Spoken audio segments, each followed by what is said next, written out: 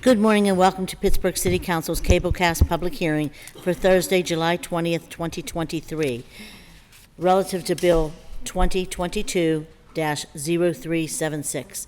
Will the clerk please read the title of the bill?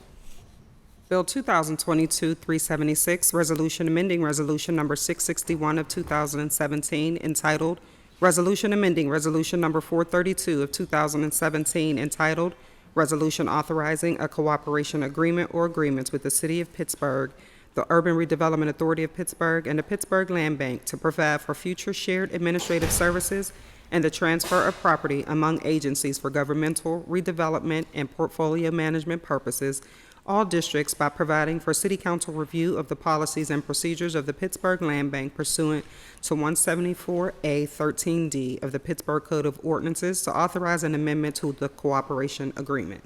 Thank you, Madam Clerk.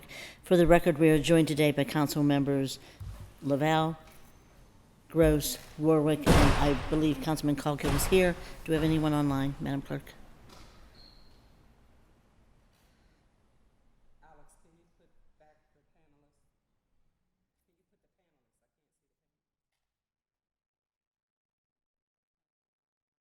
And Councilman Wilson is online. And Councilwoman Strasburger. We will now move on to testimony from registered speakers. Please give your name and address for the public record. Each speaker will have 3 minutes to address council. And after all speakers have had their turn, we'll call on members from the audience to see if there's anyone who has not registered in the audience with us. And then we'll hear from members of council.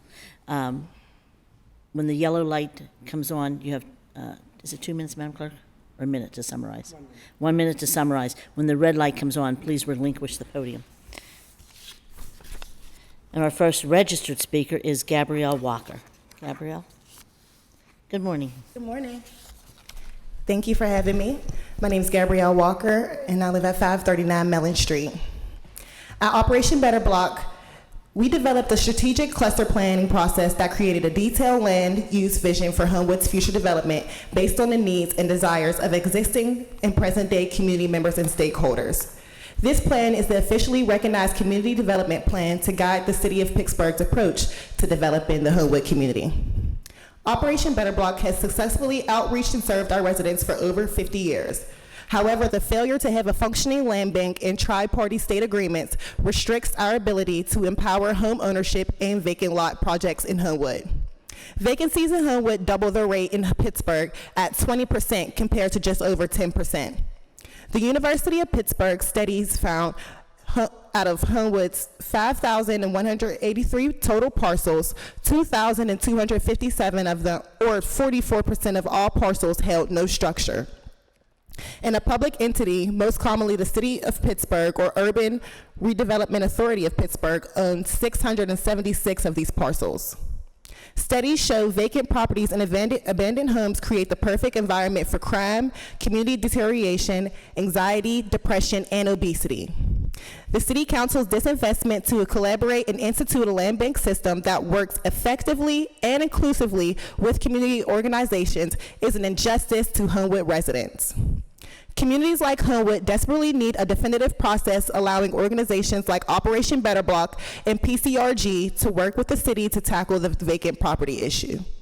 The blight owned by the city compromises our residents' mental and physical safety and overall quality of life.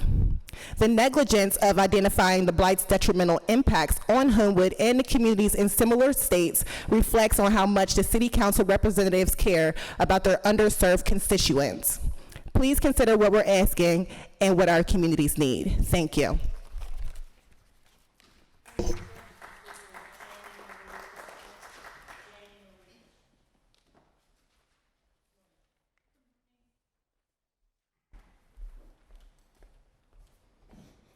Good morning, everyone. Happy to see you all again twice in 1 week. And I am Jamie Marie Christian. I'm the executive director and founder of Let Us Turn Up the Beat Sustainability Collective. We're based in Carrick. A lot of what I have to say today relates to the other thing that I was here to talk about the other day, and that is farming. The things that farmers need most and have most difficulty obtaining: capital and land. We won the capital war. We won that battle. So now they need land, and the land bank and the tri-party agreement is an amazing source for land for our farmers. They understand the leg they need to stand on to really have sustainability. With more urban farms, food-related businesses within the city will have closer sources of fresh local produce. Closer sources means less distance in transportation, less fuel costs, transportation costs overall, longer shelf life, which in turn saves the businesses money. There's less waste when there's longer shelf life as well. So they can take their savings and they reinvest it back into their businesses, back into the economy of the city of Pittsburgh. Agriculture can also help with mental health. I know that there's a lot of food-related businesses, but there are also a lot of recovery homes, three-quarter homes, halfway houses. So agriculture can help with mental health issues and also help reduce mental health-related crimes. It's because when you're engaging in these activities, it causes a release of dopamine and serotonin in your brain. Also, you're breathing in more oxygen, excuse me, which also helps to boost neuroplasticity in the prefrontal cortex, which controls executive functions, rational decision-making, have more proactive and less reactive behaviors. Also, the basal ganglia network, which controls reward-seeking behaviors. So, if people are stopping and thinking and not reacting violently, we're gonna have less crime overall. The last thing I wanted to mention is heavy metal toxins in our soil. Southwestern Pennsylvania has one of the highest concentrations of autoimmune disorders and neurodegenerative disorders. Unfortunately, I know this personally. It is what it is, but there are ways to fix this. Vermiculture is a regenerative agriculture practice that does help to repair the soil. So on a large scale, all these plots that we have that houses can't be built on, but you could farm on, it's fixing the soil. It's making it a healthier, happy place for every resident of the city. So thank you again for your time. And I made it under 3 minutes, so have a great day. Thank you. You too. Tyler Schaub. Hi, good morning. Good morning. Thank you for your time. My name is Tyler Schaub. I live at 131 Ulysses Street in Mount Washington. I work with PCRG, and we had submitted a letter with testimonies from our members included into the record already.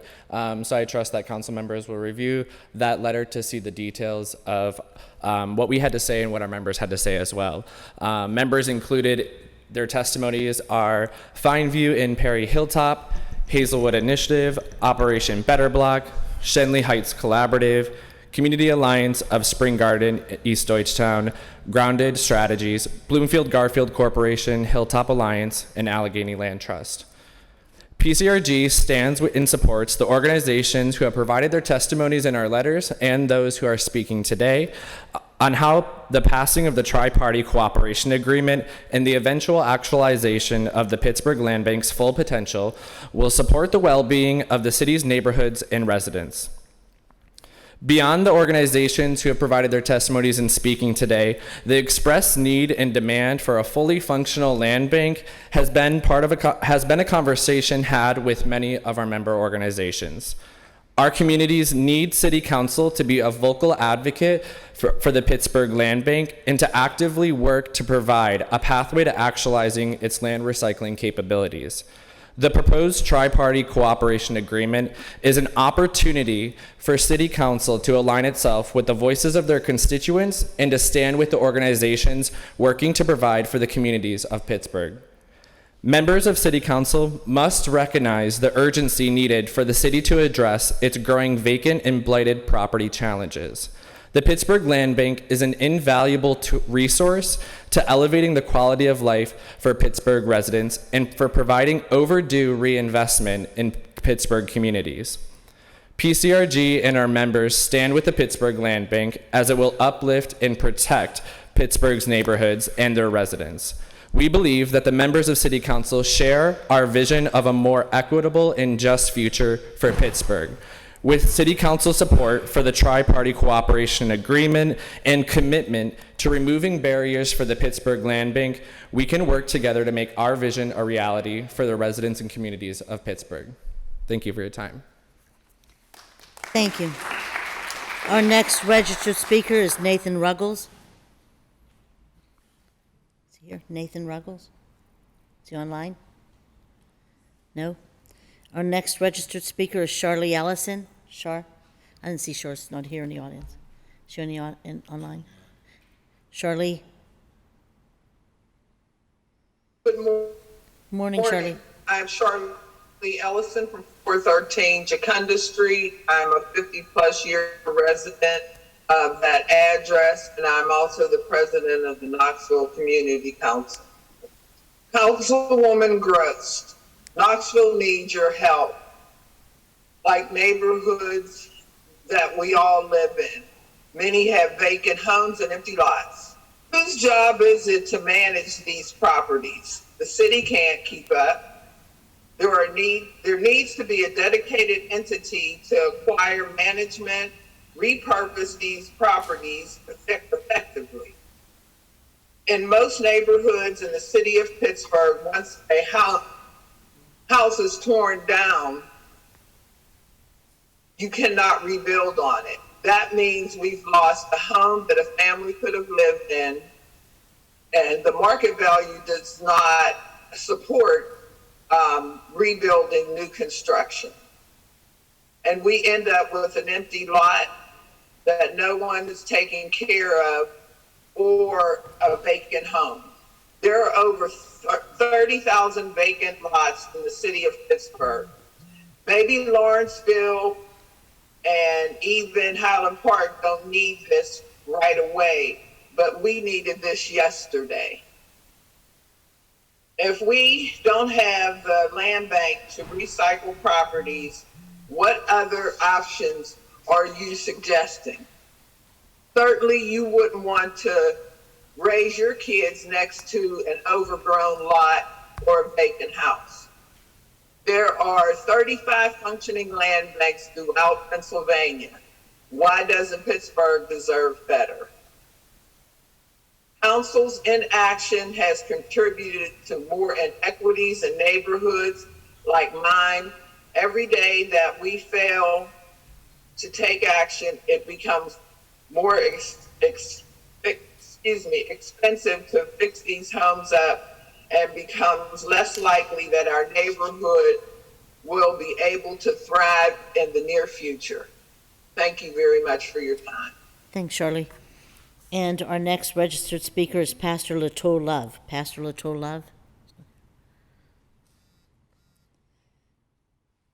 And our next, Pastor Latour Love is not in the audience and he's not online, correct? Okay. And our next registered speaker is Puma Chakma Yahali Kam.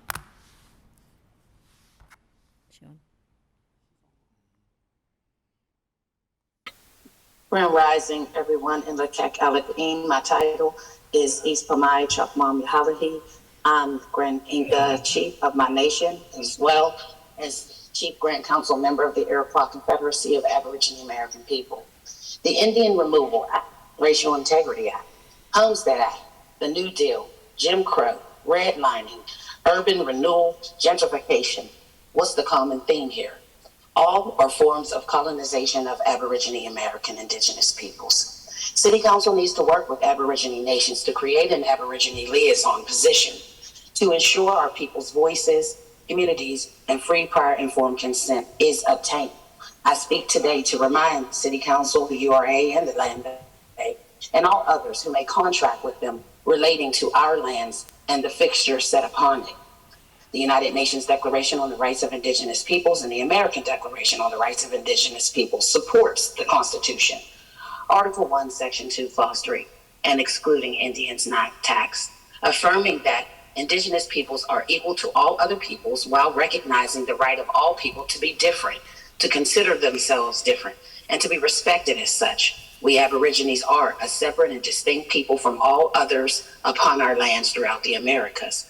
Affirming also that all peoples contribute to the diversity and richness of civilizations and cultures, which constitute the common heritage of the original inhabitant beings and humankind. Affirming further that all doctrines, policies, and practices based on or advocating superiority of peoples or individuals on the basis of national origin or racial, religious, ethnic, or cultural differences are racist, scientifically false, legally invalid, morally condemnable, and socially unjust. Reaffirming that our people, in the exercise of our rights, shall be free from discrimination of any kind. Concerned that our people have suffered from historic injustices as a result of inter alia, colonization, dispossession of our lands, territories, and resources, thus preventing us from exercising, in particular, our right to development in accordance with our own interests. We are invoking our right in the discussions with this tri-party corporation agreement as it relates to our free, prior, informed consent of our lands and resources within the Delaware Territory, so-called Pittsburgh, Pennsylvania, for the purposes of your agreement. Continued dispossession, transfer, and selling of our lands and fixtures set upon them without our free, prior, informed consent is and will be noted as treason against your oath to the Constitution as it relates to Article 1, Section 2, Clause 3, and excluding Indians not taxed, as acts of colonization and genocide will be enforced, as we will no longer tolerate being excluded or ignored. We shall exercise our rights with impunity in obtaining land and land fixtures and all other forms of resources necessary for our survival and our posterity. We are here to work together. We are here to stand in solidarity. We are not here to be excluded. We are not here for our voices to be silenced. This is our land. We are not immigrants. We are foreigners. And we are not citizens. I yield. Thank you. Have a good day. And our next registered speaker is, and if I say this wrong, please correct me when you get on, Ahalib Chanalkin. Certainly I said that wrong. I'll spell it. AJALIJIBCHANALKIN. Greetings, and like Alec almost had it. I am an Aborigine American matriarch, and my title is Yajalaji Chanal Keen, located in the Delaware Territory, as you all will call it, Pittsburgh. My statement today is to invoke my people's constitutional indigenous rights. We are the original beings, the original stewards of our ancestral land, the Americas, including the islands, the Onwe from our great law of peace. My people are acknowledged in multiple maxims of law in documents such as the Constitution, Article 1, Section 2, Clause 3, and excluding Indians not taxed, the Delaware Treaty, the Northwest Ordinance, the ADRIP, the UNDRIP, House Congress Resolution 331, 100th Congress Second Session, and the list continues. The city is under the jurisdiction of the state is under the jurisdiction of the government. Are you going to honor your oath to the Constitution? Are you going to continue to commit 18 U.S. Code 2381 treason, 18 U.S. Code 1091 genocide, forced assimilation, eugenics, kidnapping, child trafficking, discrimination, colonization, 18 U.S. Code 242, deprivation of rights under the color of law, 18 U.S. Code 241, conspiracy against rights, and list continues of the nefarious actions against my people, the Aborigine Americans. Uphold your oath to the Constitution, uphold your Aegistic folks' ancestors' oath to the Constitution, and uphold your Slav ancestors' oath to the Constitution. We are not to be confused with Title 25. Native Americans, who are the immigrants, foreigners, citizens, naturalized citizens under the jurisdiction of the United States, which is a corporation, aka a business. You are on stolen land and you are obtaining stolen resources. Are you going to continue to walk in the footsteps of your many nefarious ancestors, such as Walter Ashby Plecker? The policy's legacy was effectively to erase Indians as an identity and has made it difficult for Indians, so-called, to gain state federal recognition. He was a first Virginia state register of vital statistics from 1912 to 1946. My people are the Aborigine Americans and have been reclassified as so-called Indian, colored, Negro, Black, and African American. My people are not to ever be included in your commercial law system as outlined in the Constitution, Article 1, Section 2, Clause 3, and excluding Indians not taxed. Therefore, all municipal officers, citizens, all other foreigners and immigrants have a responsibility to uphold their oath to the Constitution, which has enabled them to be guests in my people's house, known as America and including the islands. Restore my people's ancestral lands and natural resources. My people's free and prior informed consent shall be acknowledged and invited in future meetings moving forward concerning my people, our ancestral lands, and natural resources. My people. Thank you and have a good day. Our next speaker is Ikahana Helmakina.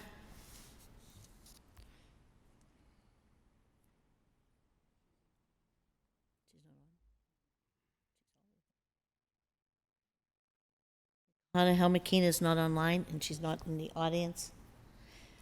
We'll move on. If she calls in, will somebody please let me know? Quentin Kittle. Good morning, Quentin.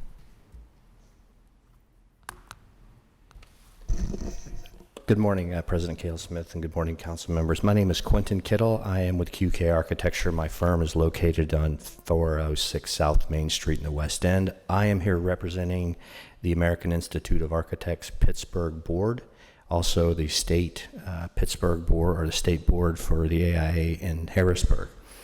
AIA Pittsburgh is about 600 members, and we have connections throughout the architectural engineering community and construction community with billions of dollars in construction as it goes out through the region. Our influence and connections go wide, and we, as a board and as an industry, we encourage and support the return of the vacant properties back into the productive use for communities, neighborhoods, and the benefit to the city for tax purposes as they become functioning homes and residents. Currently, the policies are such that the conveyance of the properties by the urban regulation laws really are beneficial to the land bank, the URA, and then the city.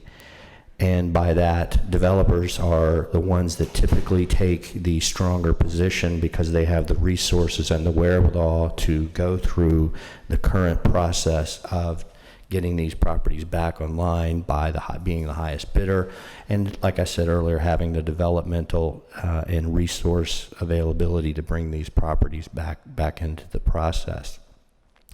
Where we feel as a board and as an organization and a profession is that the middle groups, many that I'm hearing speaking this afternoon, are left out of these processes. The resources, the tenacity, and probably more importantly, the funds to get these things back into the process are marginalized and left in the dust to the bigger companies and the people that can afford to buy these properties.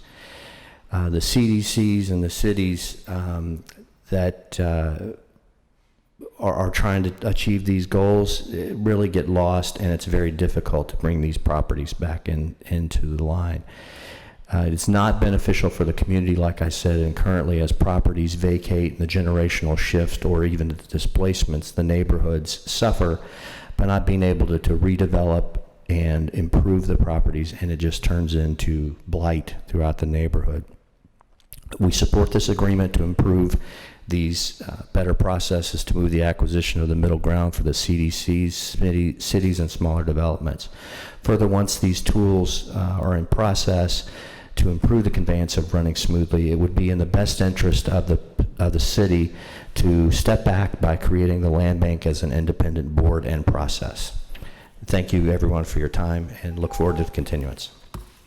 Thank you. And our next registered speaker is Isaac Falvey.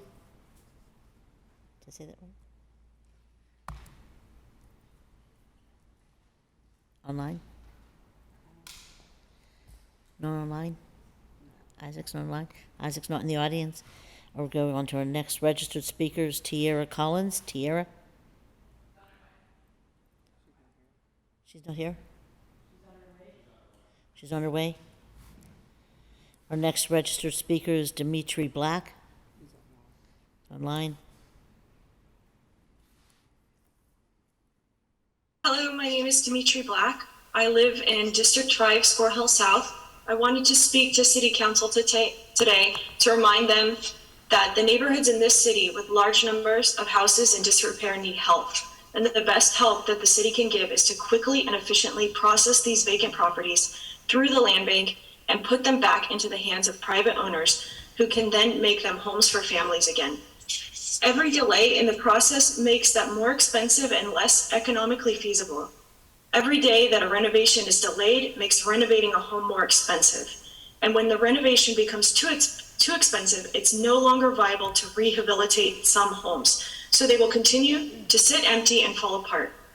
This hurts the people who live near these vacant homes, and it will hurt the families who would have lived there if the house could have been renovated. If these homes are torn down rather than renovated, it will drive up prices for housing in our city, and it will hurt the most vulnerable people. I strongly believe that the City Council needs to empower the land bank to do its job and then quickly get out of the way so that the people who have the means to renovate vacant properties can do so without delay. Thank you. Thank you. And our next registered speaker is Vlad Kaplan. Is it a U or an N? Okay. Hi, can you hear me? Yes. Good morning. Hey, good morning. Hello, my name is Vlad Kaplan. I live in East Liberty. I'm here to speak in support of expediting transfers of city-owned vacant properties to the Pittsburgh Land Bank. A stone's throw from where I live, there are a bunch of vacant houses, and as the previous speaker said, every day that we fail to take action, it becomes more expensive to fix up these houses, and it becomes harder for the neighborhood to prosper. Several other speakers noted the quality of life deterioration that is caused by being surrounded by blight. And then at some point, these houses become so far gone, they end up having to be demolished, which is an expensive thing for the city to do. If I walk a few blocks down Meadow Street, I can see stretches of vacant lots where houses used to be. And we need homes, not vacant lots. And we shouldn't be creating impediments to stabilizing houses and neighborhoods. We should be doing everything in our power to create more housing for families. Councilwoman Gross, I ask you to reconsider your position and let the land bank do its job and help the neighborhoods that need it most to thrive. Thank you.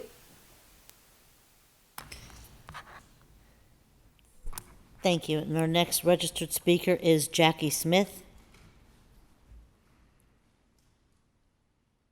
Jackie Smith, oh, sorry. Good morning. Good morning, council members. My name is Jackie Smith. I live at 7728 Edgerton Avenue in Park Place neighborhood, and I'm here on behalf of the Human Rights City Alliance. Our Human Rights City Alliance wants to offer support for the previous statements read by the Pittsburgh Community Reinvestment Group and other colleagues who are part of the Housing Justice Table organized under Pittsburgh United. And I want to lift up your attention to a document I left with the clerk, copies of the Universal Declaration of Human Rights, and remind council and all of our city government that housing is a human right protected under international law. And this is something we're committed to helping you realize in policies like the one before us today. Reforming the operation of the land bank is critical to the work the city must do to end the forced displacement of residents and fulfill the legal and ethical responsibilities we have to ensure and protect housing as a social good and a basic human right. This resolution is a necessary yet insufficient first step in this direction towards realizing the right to housing for Pittsburgh residents. We urge the city leaders to make this resolution one part of a larger strategy to develop and implement a comprehensive and coherent human rights-based housing strategy for our city and ultimately our region. Such a people-centered housing strategy must make it a priority to implement the 2019 Affirmatively Furthering Fair Housing Task Force recommendations. And making housing affordable in our city requires concerted and concrete steps to remedy the lasting harms created by policies such as redlining, disinvestment, and residential segregation, which produce the blighted properties that the land bank governs.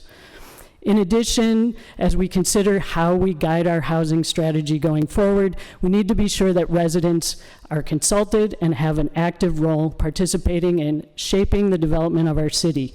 They need to be enabled and empowered to participate in political processes that are far more transparent and accountable, especially to the most impacted communities.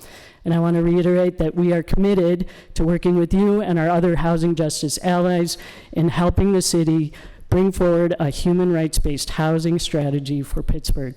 Thank you for your work.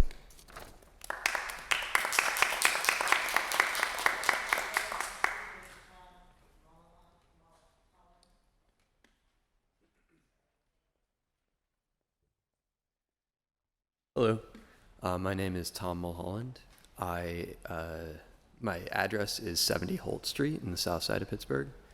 I'm here representing Allegheny Land Trust today. Allegheny Land Trust is a nationally accredited conservation land trust that works throughout the Pittsburgh region. Allegheny Land Trust is working within Pittsburgh with community advocates to protect green spaces like food gardens, green infrastructure, and community gathering spaces so that they may provide essential benefits to our neighborhoods like food security, flood mitigation, and cleaner air and water for generations to come. The protection of this land enables more extensive and more sustained investments to be made into its restoration or improvement by community members, institutional supporters, government agencies, and nonprofit organizations. Many of these green space assets occupy property belonging to the City of Pittsburgh's sizable inventory of vacant and undeveloped land. We have experience with the different processes that are available today to acquire or lease these properties, and we recognize a need for something that is more efficient and less subject to disruption. The approval of the Second Amendment to the Tri-Party Cooperation Agreement would represent a major step towards the establishment of a functioning, self-sufficient, and effective land recycling organization in the City of Pittsburgh. This passage would enable a more expedient protection or expansion of some community green spaces in front of us today, the Kincaid Street Community Garden, for example, the Hillcrest Green in Garfield, and the Old Allegheny Community Garden in the central north side.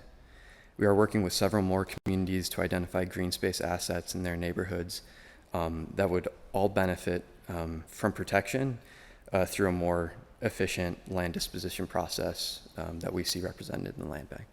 Thank you. Thank you. Our next registered speaker is Amy Zase. Amy? Is she here? Is she online? Oh, she's online. Amy? Good morning. Good morning. My name is Amy Zase. I've lived in the Beachview neighborhood for about 2 years now. I'm speaking today because I am in favor of expediting the transfers of city-owned vacant properties to the Pittsburgh Land Trust.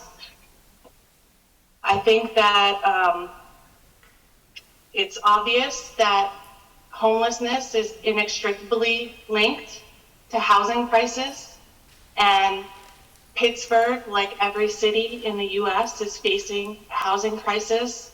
Housing is unaffordable to not only buy but rent in many spaces, and we need more housing.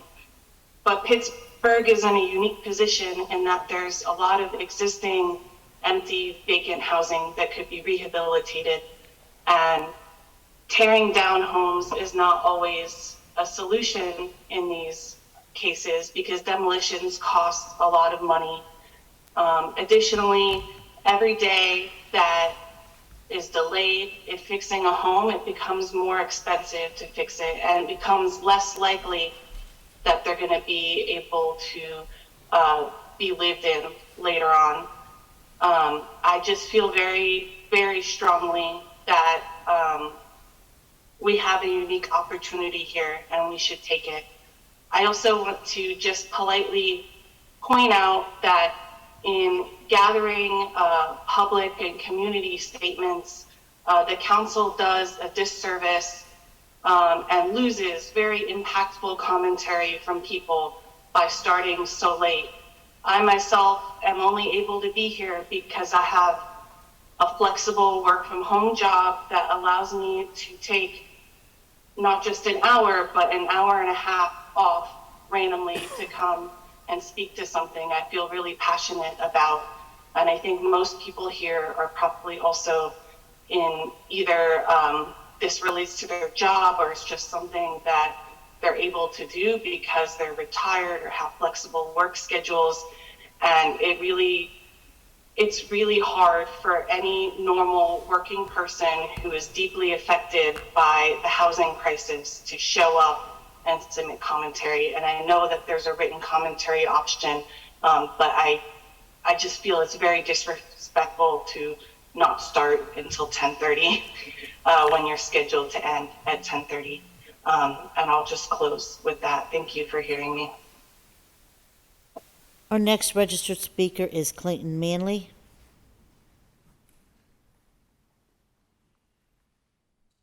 Good morning.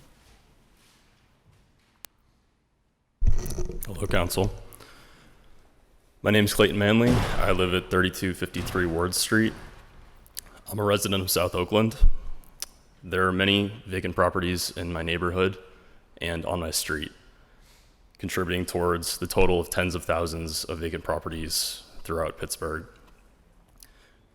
Pittsburgh needs to be able to quickly repurpose these properties to be able to increase housing supply and reduce the blight before it becomes more expensive.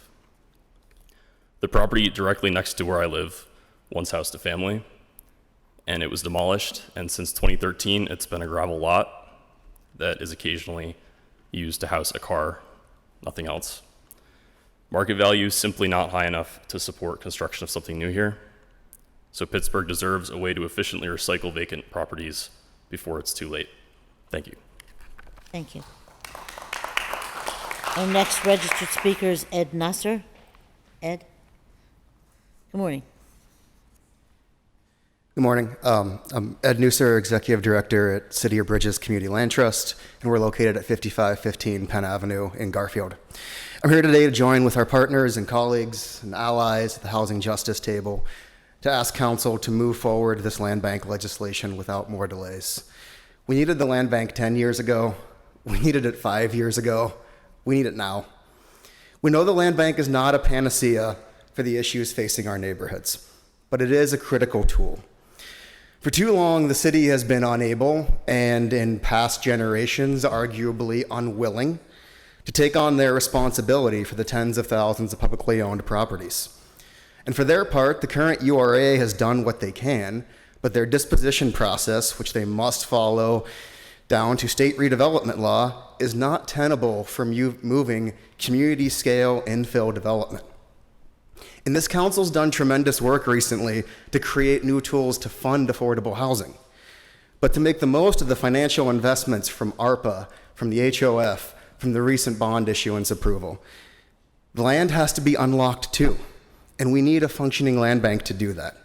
And not just to tackle city-owned properties, but also to tackle privately owned dead-end properties that are contributing to blight and vacancy in our neighborhoods as well. The land bank, because it's not subject to state redevelopment law the way the URA is, and because of its existing policies and procedures, can be a key partner for affordable housing developers, providing a partner for reliable site control while people and organizations like ours advance funding applications for projects that can take more than a year to fully fund. Outside of the city, City of Bridges has been able to create this exact kind of partnership with the Tri-Cog Land Bank. And that partnership has turned a house that would have been a demolition candidate in the city into a renovation project. There's a single-family home the Tri-Cog Land Bank had begun the acquisition process on, and the community asked them to move the property to us for redevelopment as an affordable home. When they began the sheriff's sale process, the house had a hole in its roof. And we said to the Tri-Cog Land Bank, we'll enter into a sales agreement with you subject to clear title as long as you can get that roof replaced. And they did. A week after the sheriff's sale quitclaim deed, they had a sales agreement with us, contingent on clear title, and they went and put a new roof on the structure. In the city of Pittsburgh, that hole would have grown. That hole wouldn't have been abated, and that house that is now a renovation house would have been on the demolition list, all while we waited on clear title. This is what a fully functional, empowered land bank can do. They can treat property like the asset it is, instead of a liability. This is what our neighborhoods deserve. Vacancy and blight have robbed generations of Pittsburghers of wealth and equity for far too long. It's time to correct it. Thank you. Our next registered speaker is Sophia Smith. Sophie Smith, I'm sorry. Is she online? Hello, can you all hear me? Yes, good morning. Yes. Good morning. Hi. Hi, everyone. My name is Sophie Smith, and I'm the project coordinator for land use policy at Grounded Strategies, and I live in Bloomfield. Thank you so much for the opportunity to speak today and share why I think it's imperative the council support this amendment to the cooperation agreement. And also we support all the other statements made by our colleagues today. Grounded Strategies is a Pittsburgh-based nonprofit that works to improve the social, economic, and environmental health of distressed and transitional communities by building capacity to reclaim vacant and underutilized land. So a growing part of our programming is ensuring that residents have autonomy over their communities by increasing resident ownership of the vacant land in their neighborhoods. The city of Pittsburgh owns thousands of vacant parcels, often concentrated in low-income and majority Black communities. And these parcels, as other people have mentioned, quickly fall into disrepair, which studies have found leads to many health and safety concerns and exacerbates past racial discrimination. They also cost the city a lot of money, like people have just been talking about. So since 2018, Grounded has supported residents in Homeward, Larimer, and the Hill District in stewarding city-owned vacant lots around their homes. These residents put in their time, effort, and resources into maintaining these plots and turning them into productive community spaces, and yet there's no pathway for them to own the plots that they steward. And many other cities have mow-to-own programs run by land banks and other processes that make it easier for people to obtain the land around them and help their communities thrive. So recently, a resident came to us for support in purchasing a vacant and structureless lot that was once owned, that once housed a store owned by one of their family members. She plans to turn this lot into a garden to support her small business. But this parcel is owned by the URA, so as other people have mentioned, to purchase it, she'd need to complete their sales process, which is far too complicated and time-intensive for an individual resident who works full-time and has a family. The tri-party cooperation agreement would allow the land bank to request this parcel from the URA, so it could be sold to her through the land bank process, which people have talked about is far more accessible. A functioning land bank would lower the barrier to ownership for residents. It'd speed up the timeline and reduce the costs, allowing communities to return this land to productive use. It would also allow for the land bank to sell city-owned properties, reducing the city's inventory, and getting these properties back on the tax rolls and mitigating the mental and physical health issues caused by unmaintained vacant lots. So yeah, I support everything that everyone else has said, and thank you so much for your time. Thank you so much. Have a good day. Our last registered speaker is David Brengen. David, is he here? And he's not online. And I'm going to go back to Tiara Collins. Tiara Collins, did she come? Yes. Good morning. Good morning. How's everybody doing? Please forgive me for my tardiness. Yeah. As you Hey, see, I came in please with forgive 3 me extra for mine. people. My name's Tiara Collins, and I live on the Hill District. And once again, I thank you guys for your time, as always. But I want to talk about, the land bank and joining forces with the empty lots and food housing and food. I work with the Human Rights Alliance. I also work with the Pittsburgh Food Policy Council. And as someone who knows the importance of people right now who have nowhere to live, not enough food, it is very important that we come together as one and figure out how to fix this problem. This is a picture of one of the vacant lots that I walk past on a daily basis. I ain't that tall, but this grass is taller than me. So I know that there's lots and things that we can build housing. We can bridge the gap of the the housing. There's so many people right now who are in places that are entirely too small because there's not enough places to move people in. There's so many people going hungry because we don't have enough places for fresh fruits and vegetables. As someone who actually used to be a part of the housing and be on Section 8 and know the programs, I know what it's like to not to be able to find somewhere to live. If we can figure out ways, even with to talk to different landlords and come together to be able to make this, a human rights, making sure that everybody is getting what they need. I know people who are living in 2 bedrooms with 5 kids. I know people who are trying to get back and forth. Yes, they living in 2 bedrooms with 5 kids, and it's not acceptable. They've been on waiting lists for 7 and 8 years. These lists, we can fix this if we come together, and I know we can do it. And I know you guys hear me all the time. You guys see me all the time, and I always tell you the same thing. I'm going to keep coming until we get it right. I know that we can make this world a better place. We all keep talking about that's our goal, that's our plan. Well, guess what? Here's our chance. So come on, guys, let's do what we have to do, and let's fix this bridge. Let's fix the bridge for food. Let's fix the bridge for homelessness. Let's fix the bridge for human rights. Let's do this. And as always, I'm going to tell y'all the same thing. I'm going to keep coming till we get it right. Thanks.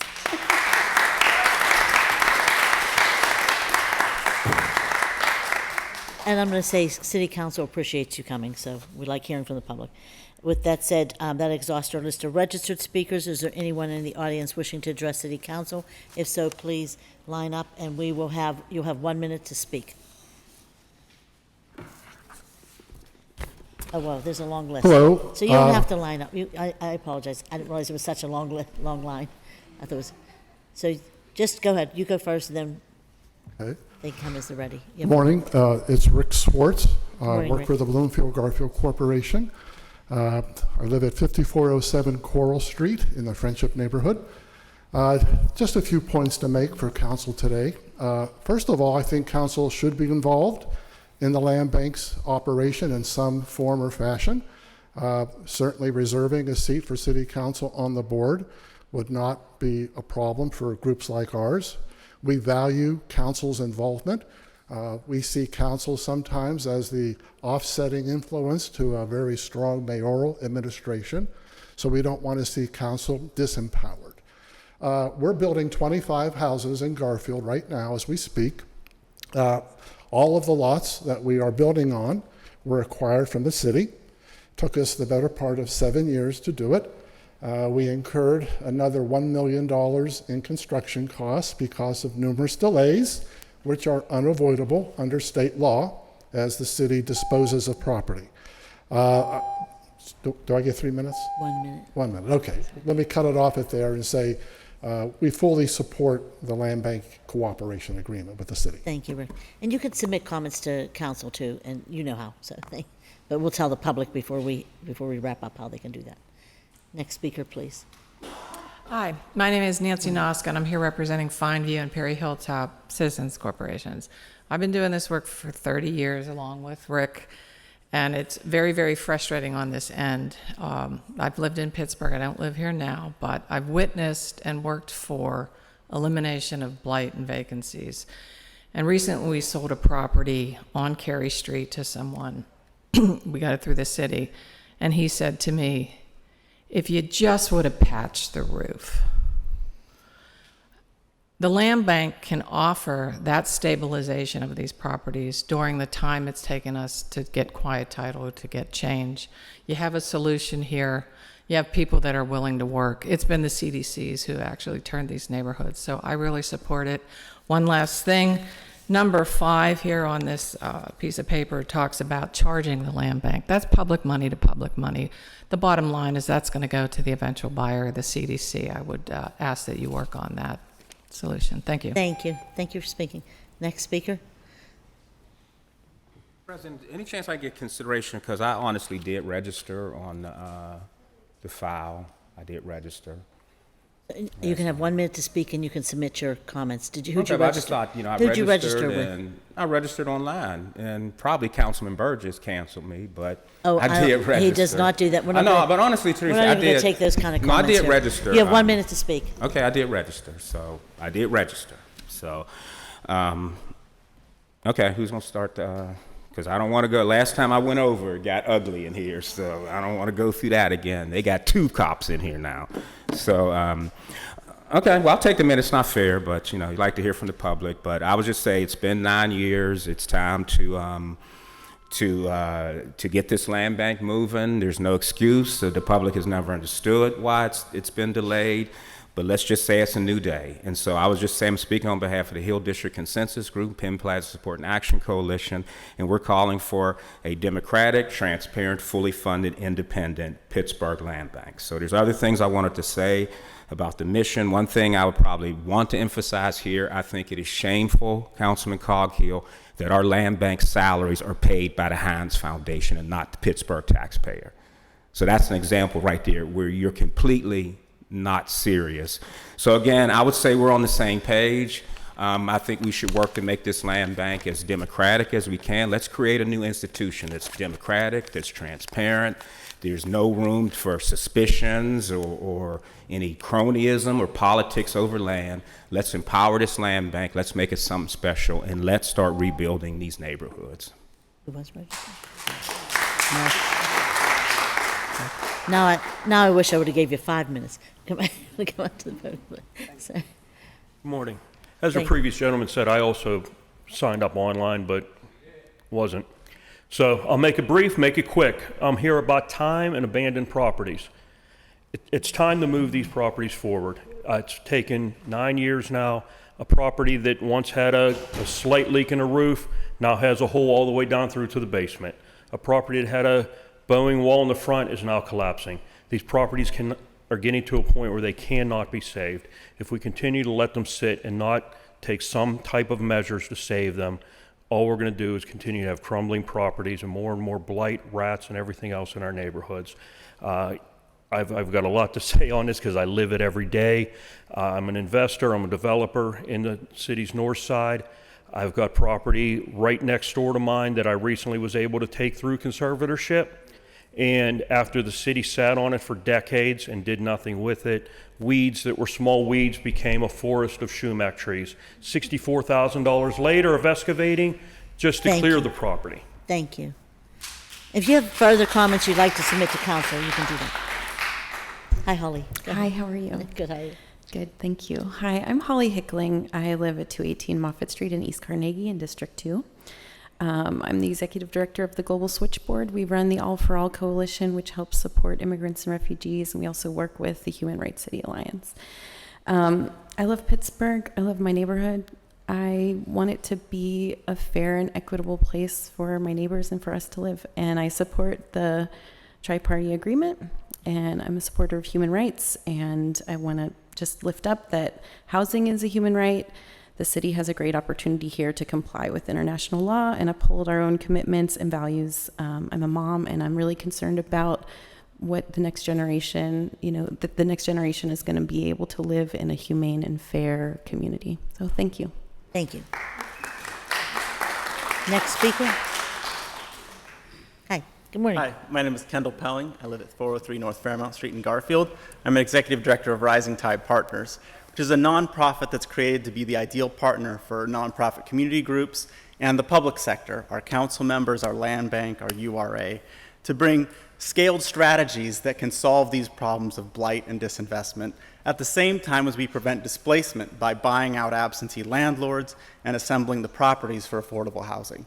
I think you should understand that when I started working vacant properties in 2002, the assumptions I heard were pretty heinous. They said these properties are not worth what they cost to renovate because of the neighborhoods they live in, because of the demographics of the people who live there. And nobody wants to buy that house in East Liberty. Nobody wants to buy that house in Homewood. The current system was designed not to solve the problem. The assumption was if the city took these properties on, we'd be broke. And so the Land Reserve had a cap of 300 properties, and the system's designed not to work. So don't think the current system will solve the problem. We're all your partners to solve these problems together. Thank you. Thank you. All right. Good morning. Got 1 minute.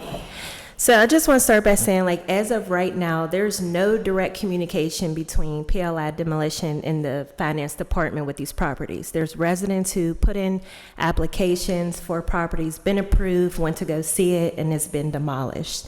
So I just want to say that first. Second, there's no transparent process that provides residents with basic details on the auctions or when city-owned properties are being moved for sales.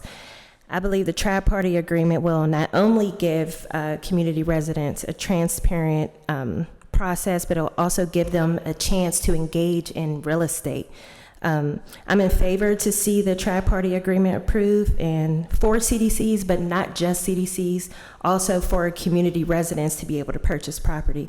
And I also believe that one vote from council is enough. I feel like 2 votes will just further delay sales and further delay future development for affordability. Thank you.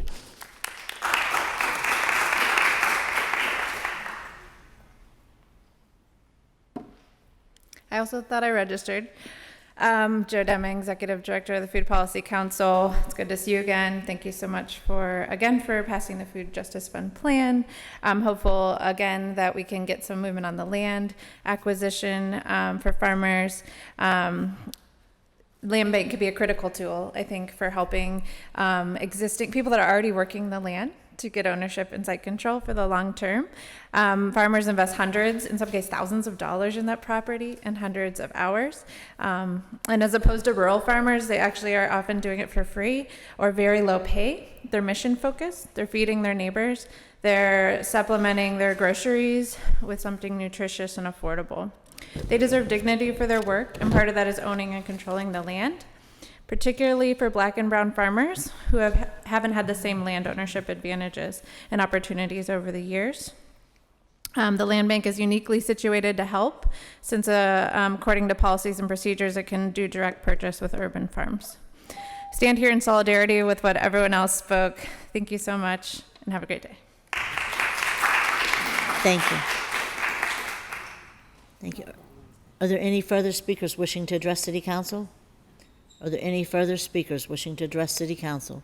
Seeing no further speakers, I will just say a few things about the registered speakers. We will check in to see what happened, that we had so many people saying they registered online, and we do not have them here, so we'll check into that. But in the meantime, if you want to submit comments, further comments to City Council, or to meet with council members, you can call us. You can also contact the City Clerk's office. Can you give them that information, Madam Clerk? You can contact the City Clerk's office at 412-255-2138 to submit your name, address, for information to be added to any speakers list.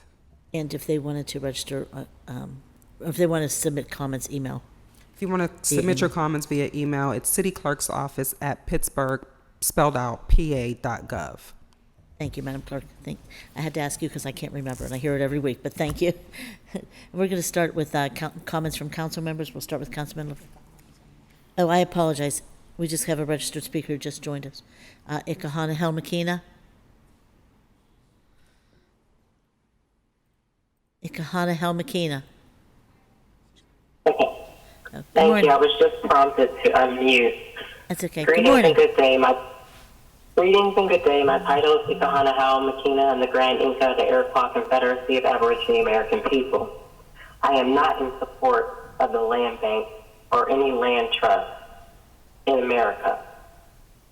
Dr. Martin Luther King had warned us about land banks and how they are being used to displace indigenous people and create more marginalization in our communities. If this land bank goes forward, you will be doing an unlawful act and continuously creating the haves and the have-nots in Pittsburgh. Giving all right, title, and interest to a nonprofit agency to disperse with discrimination is wrong. It's a gross misconduct and misuse of our land. You have tore down homes and displaced people for far too long. No business has the right, no corporation, especially a nonprofit corporation, is not acting for the common good of the people. And in no good consciousness will this go forward. And I just want to make sure that you hear the talking points that Deb Gross is pointing out to you, because this is wrong. This land bank should not exist, number one. And number two, it's not fair and equitable. And you all have been having these meetings, and I'm happy that those who knew about today showed up and spoke out, but you're not getting the information out to the community at large. So the people who would like to speak about land bank and the use of land, the equitable use of land in the city of Pittsburgh, can do so adequately. There are currently properties being sold by the URA and land bank that are not even worthy of selling these properties. They are in deplorable condition, especially the one on East Ohio Street. It should just be demolished, taken down, instead of sold to someone for $150,000, and then they have to demo the property. You've already tore down property. You tore down a home that I bought from the city of Pittsburgh, only to turn around 3 years later and tear it down. So if it was condemned when you sold it to me, then it was condemned in the first place. You had no business doing that. Mayor Peduto pointed out that you all were doing this stuff haphazardly, and you are continuing to move haphazardly without thinking about this in depth before you take action. And I implore you to have meetings, once again, north, south, east, west, central, in the city of Pittsburgh, just like you did when the American Rescue Plan money came through. Thank you for your comments. Is there somebody else?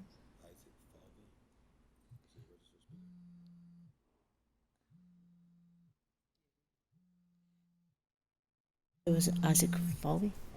Isaac Falvey is also online. Was a registered speaker. Isaac? Hi, this is Isaac Falvey from the Community Alliance of Spring Garden in East Deutschtown. Our neighborhoods have been affected mostly by highway construction, which has contributed to lower property values and a lot of blighted homes. And this tri-party agreement would exponentially help us get these properties fixed up. We have been looking at blight too long. It has affected our quality of life. We are 100% for this. We were 100% for this, years ago when the land bank was created. The current system is absolutely 100% broken. We're getting properties, 5 to 8 years through the current system that have holes in the roof. Everything that everybody has said before. I have not seen any other, proposal that would be, and I've heard the last speaker, but I don't understand any other proposal that would help these issues other than this, to get these properties redeveloped as soon as possible with nonprofits, with the local communities engagement. So please, please, please, please pass this. Thank you. Thank you. Now that really does exhaust our list of registered speakers, and thank you for everyone in the audience for waiting as well. We're going to turn it over now to council members. I'm going to start with Councilman Lavelle, who's also a member of the Land Bank. Thank you. Thank you everyone for coming down. I'll simply say that I have been and will certainly be supportive of advancing the tri-party agreement when it comes before us. Thank you. Thank you. Councilman Calco. Thank you, Madam President. And I also want to thank you all for coming down. It's always good to hear from the public about things as important as this. I think this council is poised to move forward with the tri-party agreement. Is that what we're calling it? Tri-party agreement? Okay, so, and it's long overdue. I've heard many of you comment about, the more they sit there, the harder they become to fix, and they become dilapidated, and eventually we have to tear them down. I speak from experience. I'm a general contractor, specializing in roofing for the past 30 years. And I agree with all you. The first thing we need to do is stabilize, see what is worth stabilizing first. It starts with the roof and the gutter system. Once we do that, I'm confident with this new tri-party agreement that we'll be able to move these properties in the right direction. I did want to comment one other thing. I know the land bank traditionally throughout different states, and certainly ours, focuses on affordable housing, and we all know the need for that, and I'm not discouraging that in any way. But, you know, Mr. Nusser from City of Bridges, I really appreciate your comment on it's not only just for affordable housing and city-owned properties, it's about moving properties that are privately owned, that we don't know who the heir to that certain property might be. So it's dead-end properties. So I want to make sure that in the new agreement, whether we have something in writing, you know, whether we just verbally talk to Sally Stadelman, the executive, it's not director, but what is she? The manager. She's a manager of the land bank, that we continue and make it a point to focus on dead-end properties. I have several of them in my district. So, so they're a real issue for me. And, yeah, so I look forward to passing this agreement and, you know, getting the land bank moving in a direction it should have been many years ago. Thank you. Thanks. Thank you, Councilman. And Councilwoman Warwick?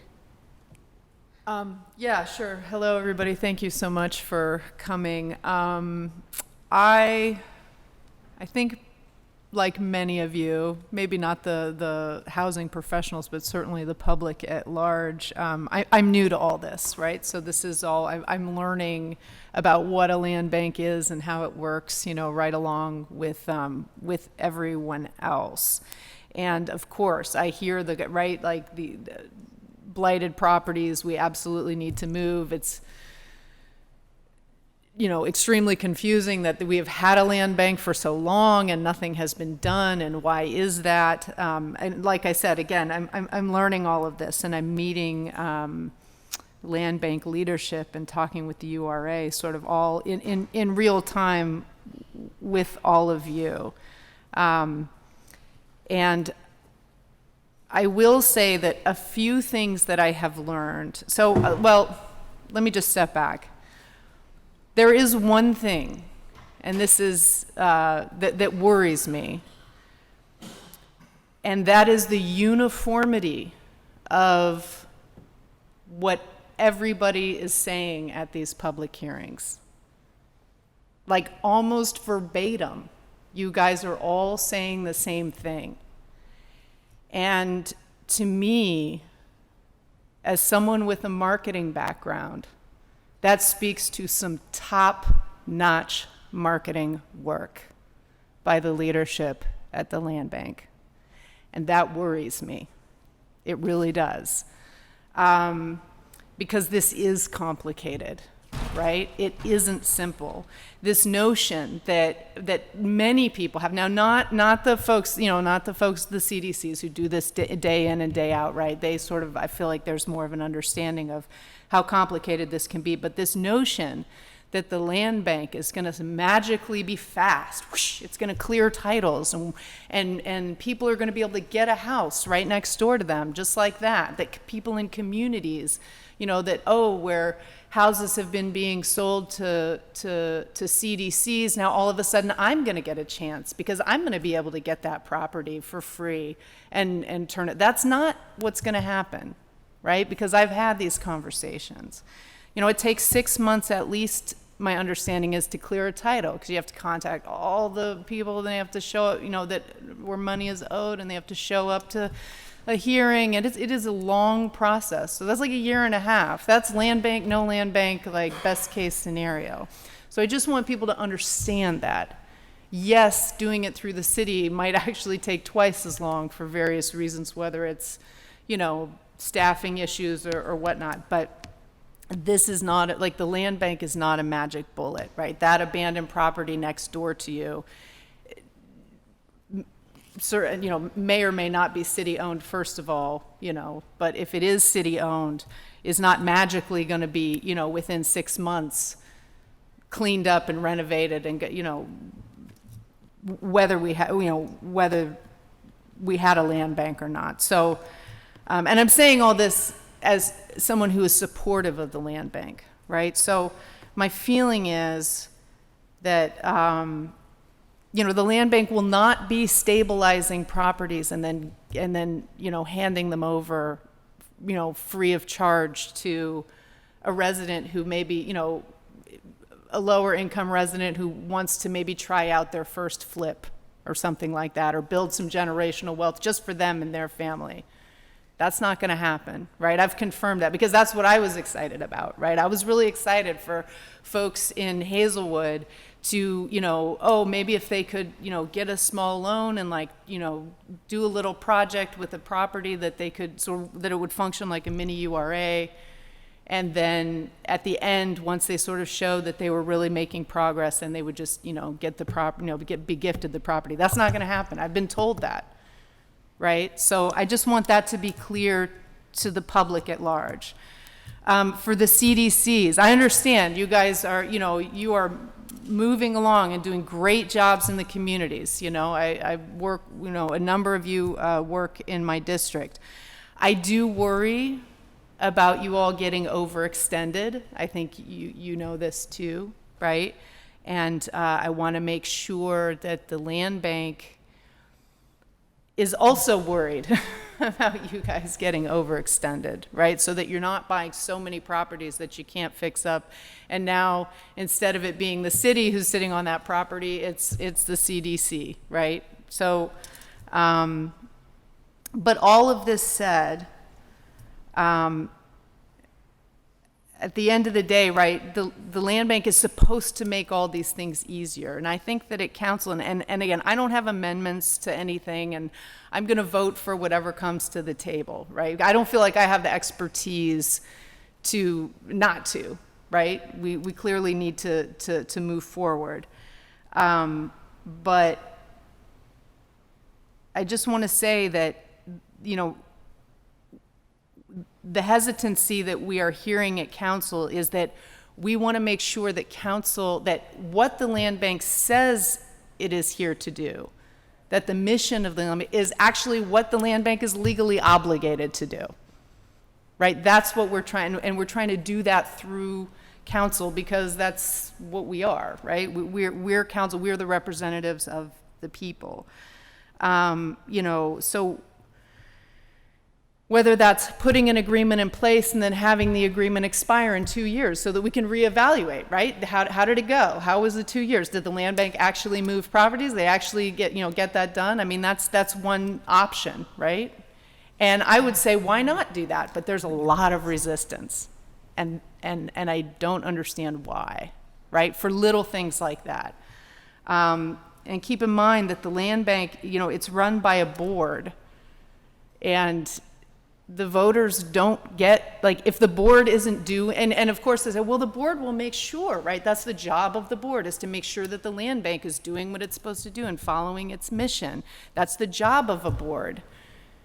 But there's you don't get to vote on you all don't get to vote on who's on that board. So if they're not doing what they're supposed to be doing, and we've all seen boards of organizations, shift, and if you can't vote them out. You can vote us out. If we're not doing what we're supposed to be doing, you can vote us out. And so I just want to sort of in kind of defense of my colleagues, as someone who's coming in new and learning all this with you, that's what's going on here, right? Those are the conversations that we're having, is just making sure that this land bank really is everything that it is saying that it's going to be. And that if it isn't, we have the authority to do something about that, so that, however that function works, right? We can make sure that it is actually doing the job that it's supposed to do. So that's all for me. I'm just going to say, you've been here a short time, but man, you have learned a lot so quickly. Councilwoman Strasburg, are you still online? I think she had to go. I knew she had comments, but so then I will turn it over to Councilwoman Gross. Yeah, she's not. Yeah. Thank you, Madam Chair. And thank you, Councilwoman Warwick, also for articulating, I think, a lot of everyone's mutual frustration but also obligations, right? And so we are taking our jobs very seriously to provide you with the exact things that you've been asking for. We have been struggling to provide affordable housing and land for agriculture now for 10 years. We've made some progress on other kinds of policies, right? Like inclusionary zoning, like creating the Housing Opportunity Fund, providing about $50 million of our federal relief funds into affordable housing, and most recently committing the city to 25 years of support to a total of $62.5 million to the RA so that they can take out a bond to have cash in hand to do affordable housing. And I was the original sponsor of this land bank legislation. And I fought for it in 2014, and it was hard. There was a public hearing some of you might have been at that lasted till almost, it feels like it was almost midnight. It was at least, I feel like it was at least 11 p.m., right? And we did have it at evening hours, so it would be more inclusive of people. And it was standing room only, lining the walls here. And we, because of these issues, because we knew that the city was not able to process enough properties, it was sitting on them for decades. When you look at these lists of the properties that the city has in hand, we've had some of them since the 1950s, 1960s, 1970s.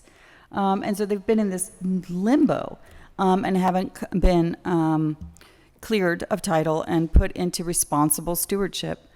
And as Councilwoman Warwick said, we do know that there is also a really changing dynamic in this city, right? And I'm really glad Mr. Pelling brought up the fact that I remember when people had those assumptions, right? And I remember the frustration, especially of Aggie Rose at the Bloomfield-Garfield Corporation, that they would try to move properties in the city, that the city took 2 years to move the properties, investors would just walk away.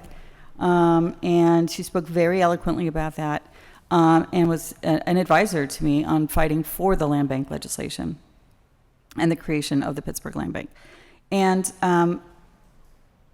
but now the testimony that I hear mostly, and I heard today, is that we need to protect these properties from the people who have so much money that they're gladly willing, right? They have more money than we have and would get these properties if we took them under auction under the city's powers. And so that is the niche that we want to make sure that the land bank fills, that they're not just giving properties away to the big developers who don't need to get them. They can get them on their own. And they're getting them every day. And some of the properties, like we said, that you talked about in your neighborhoods may actually not be owned by the city. They may be owned by a speculative real estate investor from God knows where, who's just living at Rotten Place. And so we have to tackle that problem, right? We have to tackle that problem. The problem that this tri-party agreement addresses are the properties that the city took a long time ago. And so we want to make sure that people basically put their walk the talk, right? And so that we've heard that the clear public call to action for moving these properties into affordable housing. As Councilwoman Smith said, I think we should make sure that the land bank is then obligated to do that with these properties. And then similarly, we have been really asking the questions about whether or not the land bank can, in fact, move properties to the people who have been stewarding them, as gardens or as farms. We've had testimony at this table that they might or they might not. They could, but they're not obligated to. And we had a post agenda that I would refer everybody to, because now our videos are on YouTube, and so you can watch it at like double speed because it went on for 2 hours, and you can skip back and forth. And so that post agenda was on June 13th. And you heard testimony that, the land bank absolutely would kind of give the garden to the gardener. And then a week ago, yesterday, our city solicitor sat at the table and said, like, oh, no, council can't direct that garden to that gardener. We can't we'll send it to the land bank, and then you have to keep your fingers crossed. But that's not good enough. And it's also not good enough that we should allow, under the current tri-party agreement language, for city council to send, 100, 200, 1,000 properties to the land bank, fully expecting them to be, affordable housing, and not have a guarantee, and you not have that guarantee. And so I think we've come finally through, and it's painfully slow, this democracy of us kind of all making sure we understand the same thing that's in front of us and being able to come to some consensus. And so I do have draft amendments to that original legislation that just says, let us do a new tri-party agreement amendment to get kind of put more legal guarantees that you're going to get what you expect from the Pittsburgh Land Bank. And so that's the goal. And so we hope to close this out really quickly. We think we have some members who are all on the same page and who are willing to support. Again, it's just, we don't amend the actual agreement. We just put conditions in the resolution in our bill that's in front of us that they have to abide by these guidelines. And they're the guidelines that you're asking for. So that's, hopefully we'll be able to move forward expeditiously. And just so you know, there has been an agreement in place this entire time since 2019, right? And so we weren't leaving it completely disabled, right? So part of the land bank problems, operations, is having the money to operate, and we fully intend to move that money as well. And it's been in the administration's hands, but council has the power to just move it over ourselves if we need to. And so I'm committing to do that so that we can get the land bank moving. So I really appreciate everybody coming down. We know that we are going to work on these problems. And if this tool isn't enough, we'll work on the next tool. Thank you. Thank you. I want to thank everyone for coming down. I want to thank the council members for all their thoughtful comments and feedback. And I want to thank Councilwoman Gross, because I think she's taken a lot of heat for holding this and for working on this, but trying to get it right for the people. And I think when you're that person who's that one person who's holding out and doing some things, you get a little bit of pushback, and you'll get a lot of people coming down and making comments. But I can say this, I don't think she's ever done anything since I've been here that hasn't been for the best interest of the residents of the city of Pittsburgh. She's always done what she can do to fight the fight for the people. And it's, what people ought to be doing is coming down and thanking her for standing strong and making sure we get it right. And so I want to thank you, Councilwoman, for that. And I think that's true of the members of council. We want to get this right. We do know that time it's past time. We know that. But we don't really need the tri-party agreement to move properties in the city of Pittsburgh. And I think there's this whole notion that this is what we need, and council's holding it up. The fact of the matter is, if we had a will to do some of these things, we could have done it as council working with the administration. But I will say, I think that council members are committed to helping this move forward. We're working on some amendments. One of the people I'll never forget that, and I tell people this story all the time, is she was one of the strongest advocates I ever met in Fairywood. And she used to say all the time, Miss Nixon, her name was Miss Nixon, she said, it's a land use issue, honey. They want the land. And that's all she would ever say. And I never knew what she was talking about. And then one day I'm sitting here and we're talking about the land, and I'm like, that's what she was talking about. I know exactly now what she was talking about. It is about our land, and it is all that we have, and it is so valuable. And I think that those kinds of things and those kinds of people with real insight, she spoke from her heart. She didn't speak from somebody's giving her talking points, or she wasn't with an organization, as she was speaking. She spoke as a resident. And so I think that gave her a lot of clout and a lot of credibility in terms of fighting for the people. You knew when she spoke, she was saying what she thought was truly what's best for the people, whether you agreed with her or not. But with that said, I know that we are working with Councilwoman Gross on some amendments. I know that she's been talking to all members and eager to work with you to get this through. And then we will put this back on the agenda for Wednesday for discussion. And then we'll have it ready hopefully for Tuesday, pending any discussion on Wednesday that's determined. We'll put it on Tuesday for final vote. Okay? Okay. That said, I'm sorry, Councilwoman? Yeah, I just wanted to say one quick thing, because it's a refrain that I've heard many times, and that is this notion of we don't want to move, we don't want council to hold, like if we're trying to move properties to the land bank, we don't want council to hold it up. Our voting process is 2 weeks. We get it on a Tuesday. not the next Wednesday, but the Wednesday the following week. We talk about it here at the table, and then we vote on it the following Tuesday. So that's 2 weeks. And if something is urgent, we can waive Rule 8, and we get it on a Tuesday.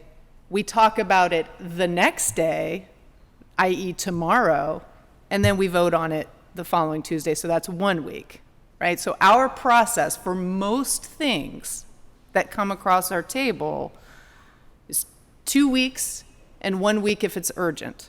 So when we're talking about something that takes a minimum of 18 months to clear a title regardless, you should be wary of anybody saying that we don't want council to hold it up, because we don't hold it up. The only time we hold it up is if something isn't right about it, right? That's when we hold things up. But the vast majority of things, whether it's the mayor or grants or this or that, of all the things that come across our table, 2 weeks, it's in, it's out. So yeah, I definitely wanted to say that, because that's something that's sort of, yeah, Thank you. I thanks. think you're killing it today. But I just want to say, to that end, I'm just going to say that I tell people this all the time. When somebody's trying to silence council, that's your voice.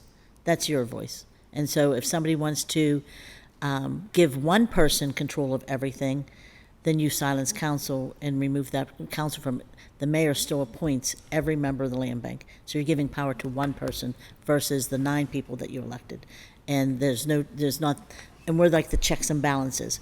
And so I just want to make sure that when people come down and speak, that they do know that they're giving the power to one person, and we don't necessarily have that power to be their voice at times. With that said, go ahead. Just a point of clarification. It's actually 3 weeks for council, not 2. But I think the public's frustration is also the fact that it's taken us a year to have this conversation. And so when you talk about council inserting ourselves, also what you'll discover, and they've done studies across the country where land banks are most effective, land banks that are most effective do not have council inserting themselves back into the process after we've already dedicated the land. So once councils say, here's the land and here's the purposes and the use of those land, inserting council back into the process on the back end has been traumatic for most land banks across the country. So it's not a best practice for us to do that, but just. So I'm actually not even a fan of the land bank from the beginning, and I think you know that. And you and I and Reverend Burgess were the 3 that stood together and fought it. Mm-hmm. And so until now, the 3 of us were on the board. I took myself off because I did think it was ineffective. But I will say that it always depends on who's writing those articles and who's giving those articles out and making sure things are done. But I will say this, in the city of Pittsburgh, I do know people went to jail for what they did to the land in this area, especially in my area. So I'm always going to be cautious, and I'm always going to try to be the voice for the public, especially in my area where, as I mentioned, our residents have been so neglected and so forgotten, and it has been over land use. So with that said, I'm going to say I'm working with Councilwoman Gross, eager to put some amendments forward, ready to vote for the land bank, but we're going to make sure that the public always has some kind of voice, and if that's our voice, then that's what it is. And if we don't need the land bank, then we don't need the land bank. Can I have a motion to adjourn the meeting? So moved. Meeting adjourned.